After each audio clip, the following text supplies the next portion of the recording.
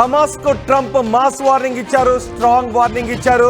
Hamas చెరలో ఉన్న మిగిలిన బందీలను విడుదల చేయాలి అని, వారి దగ్గర ఉన్న మృతదేహాలను కూడా అప్పగించాలి అని హుకుం జారీ చేశారు. ఒకవేళ అలా చేయకపోతే ఇజ్రాయెల్కి కావలసినవన్నీ కూడా నేను పంపిస్తాను, ఒక్క హమాస్కు చెందిన వారిని కూడా ఉంచము, అందరినీ టార్గెట్ చేస్తాము అంటూ ఆయన హెచ్చరికలు జారీ చేశారు. గాజాను మరింత నాశనం చేస్తామంటూ హెచ్చరిక జారీ చేశారు. ఇప్పటికే ఇజ్రాయెల్ హమాస్ మధ్య యుద్ధంతో గాజా నలిగిపోయింది, గాజా నామరూపాలు లేకుండా మారిపోయింది, గాజా శ్మశాన దిబ్బగా మారిపోయింది. హమాస్ చెరలో ఉన్నవారిని ఇటీవల జరిగిన ఒప్పందంలో భాగంగా కొంతమందిని విడుదల చేయాలి అంటూ అమెరికా సూచనలు జారీ చేసింది. దానికి ఇజ్రాయెల్ అంగీకరించింది, కానీ హమాస్ మాత్రం అంగీకరించలేదు. దీంతో హమాస్కు ట్రంప్ స్ట్రాంగ్ వార్నింగ్ ఇచ్చారు.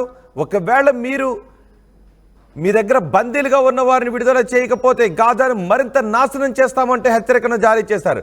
బందీలను విడుదల చేయాలి అంటూ ఇదే నా లాస్ట్ వార్నింగ్ అంటూ ట్రంప్ ట్వీట్ కూడా చేశారు. హలోనా లేక గుడ్ బైనా, ఏది కావాలో మీరే నిర్ణయించుకోండి అంటూ ట్రంప్ మాస్ వార్నింగ్ ఇచ్చారు. మరణించిన వారి మృతదేహాలను కూడా తిరిగి ఇవ్వాలని, లేకపోతే తగిన ఫలితాన్ని అనుభవిస్తారు అంటూ ట్రంప్ హెచ్చరిక జారీ చేశారు. అవసరమైతే ఇజ్రాయెల్కి కావాల్సినవన్నీ కూడా పంపిస్తా, ఇజ్రాయెల్కు అవసరమైన సామాగ్రి, యుద్ధ సామాగ్రి అంతా కూడా పంపిస్తా అంటూ ట్రంప్ చెప్తున్నారు. నేను చెప్పినట్టు చేయకపోతే ఒక్క హమాస్ సభ్యుడు కూడా ఉండడు అంటూ ట్రంప్ మాస్ వార్నింగ్ ఇచ్చారు. మీ వద్ద బందీలుగా ఉన్న వారందరినీ కూడా వెంటనే విడుదల చేయాలి అని. దీనికి హమాస్ మాత్రం వ్యతిరేకిస్తూ వస్తోంది. ఇటీవల ట్రంప్ అధికారిక బాధ్యతలు తీసుకున్న తర్వాత కూడా హమాస్ గురించి మాట్లాడారు, గాజా గురించి మాట్లాడారు. గాజాలో ఉన్న పాలస్తీనీలందరూ గాజాను ఖాళీ చేస్తే మేము గాజాను దత్తత తీసుకుంటాం, గాజాను పునర్నిర్మిస్తాం, కొన్ని సంవత్సరాల సమయం పట్టినప్పటికీ కూడా గాజాను ఒక అందమైన నగరంగా మారుస్తాము, అన్ని సౌకర్యాలు గల నగరంగా మారుస్తాము అంటూ ట్రంప్ గాజా గురించి మాట్లాడారు. ఇప్పుడు హమాస్కు మరోసారి వార్నింగ్ ఇచ్చారు. మీ దగ్గర ఉన్న బందీలను విడుదల చేయాలి, మీ దగ్గర ఉన్న మృతదేహాలను కూడా అప్పగించాలి, లేని పక్షంలో ఇదే నా లాస్ట్ వార్నింగ్, మీలో ఒక్క సభ్యుని కూడా నేను ఉంచను, ఇజ్రాయెల్ కావాల్సిన అన్నీ కూడా నేను సమకూర్చుతా అంటూ ట్రంప్ వార్నింగ్ ఇచ్చారు. దీనిపై ఇప్పుడు మళ్ళీ ట్రంప్ వార్నింగ్ వైపే ప్రపంచ దేశాలు చూస్తూ ఉన్నాయి. పూర్తి సమాచారం మా ప్రతినిధి సచిన్ అందిస్తారు. సచిన్, ఇప్పటికే హమాస్ విషయంలో ట్రంప్ చాలా సీరియస్గా ఉన్నారు, ఇప్పుడు లాస్ట్ వార్నింగ్ అంటూ ఉన్నారు. ఈ పరిణామాలు ఎలా ఉండే అవకాశం ఉంది? ఎందుకంటే గతంలోనే ట్రంప్ వార్నింగ్ ఇచ్చిన సిచ్యువేషన్ చూద్దాం హమాస్ విషయంలో. ఎందుకంటే ఆయన ఒకటే చెప్పాడు, లాస్ట్ వార్నింగ్ అంటూ ఐ థింక్ ఒక 2 weeks or 3 weeks బిఫోర్ ఆయన ఇచ్చిన వార్నింగ్ అది.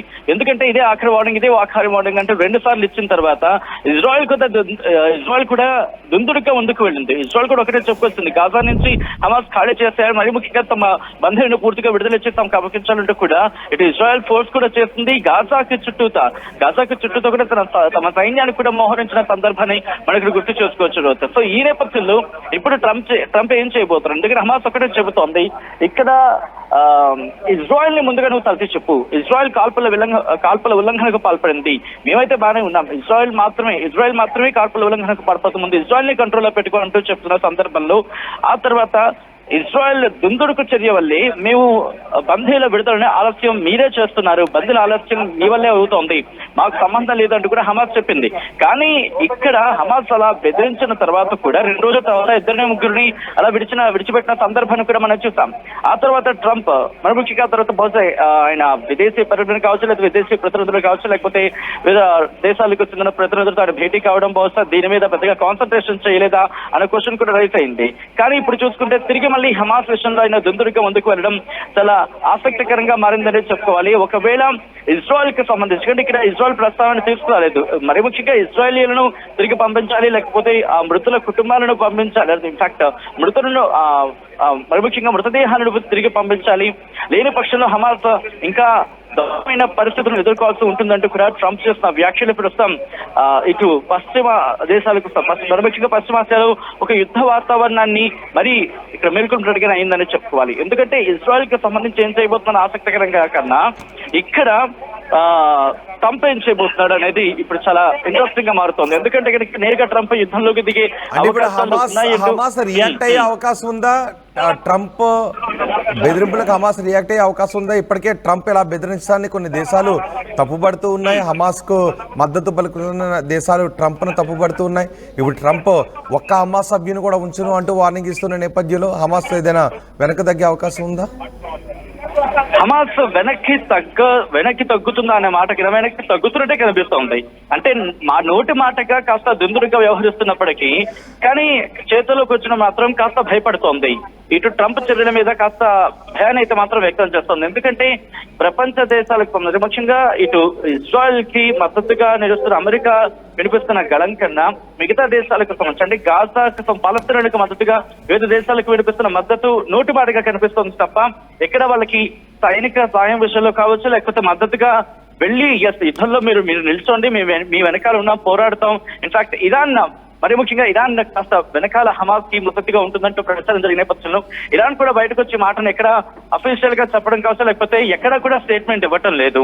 ఎందుకంటే గత 4 వారాలుగా మనం చూస్తూనే ఉన్నాం, ఎక్కడ కూడా అటువంటి అంశాల ప్రస్తావన లేదు. ఈ నేపథ్యంలో హమాస్ కాస్త వెనకడుగు వేసే అవకాశం ఉందా అంటే కనుక అవుననే మాట వినిపిస్తోంది. కానీ ఇటు నోటి మాటగా మాత్రం కాస్త డిఫెన్సివ్ వేలు ముందుకు వెళ్లే అవకాశం కనిపిస్తోంది తప్ప ఇజ్రాయెల్ విషయాన్ని ఇక్కడ ఉటంకిస్తూ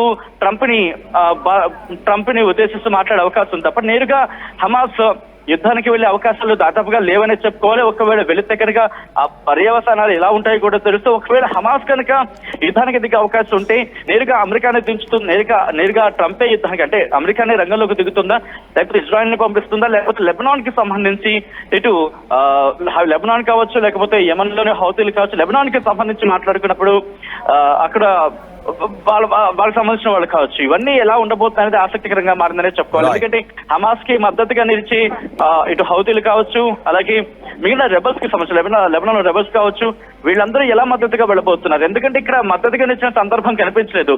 ఇజ్రాయెల్ హమాస్ ఈ యుద్ధ పరిస్థితులు వచ్చిన తర్వాత ఒకరికొకరు మద్దతుగా నిలిచిన సందర్భం ఉంది. అంటే ఇజ్రాయెల్ మాట వచ్చినప్పుడు మద్దతుగా నిలిచాయి కానీ అమెరికా ప్రస్తావన వచ్చినప్పుడు ఎవరు కూడా గొంతు విప్పుతున్న పరిస్థితి కనిపించడం లేదు.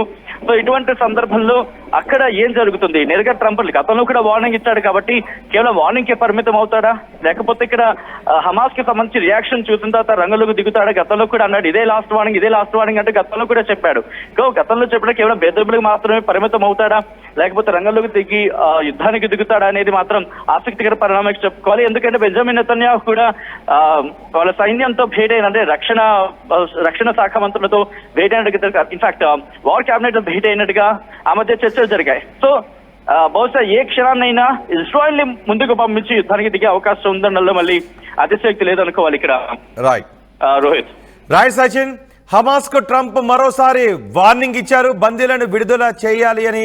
బందీలను విడుదల చేయకపోతే ఒక్క హమాస్ సభ్యుని కూడా ఉంచను అంటూ ఆయన వార్నింగ్ ఇచ్చారు.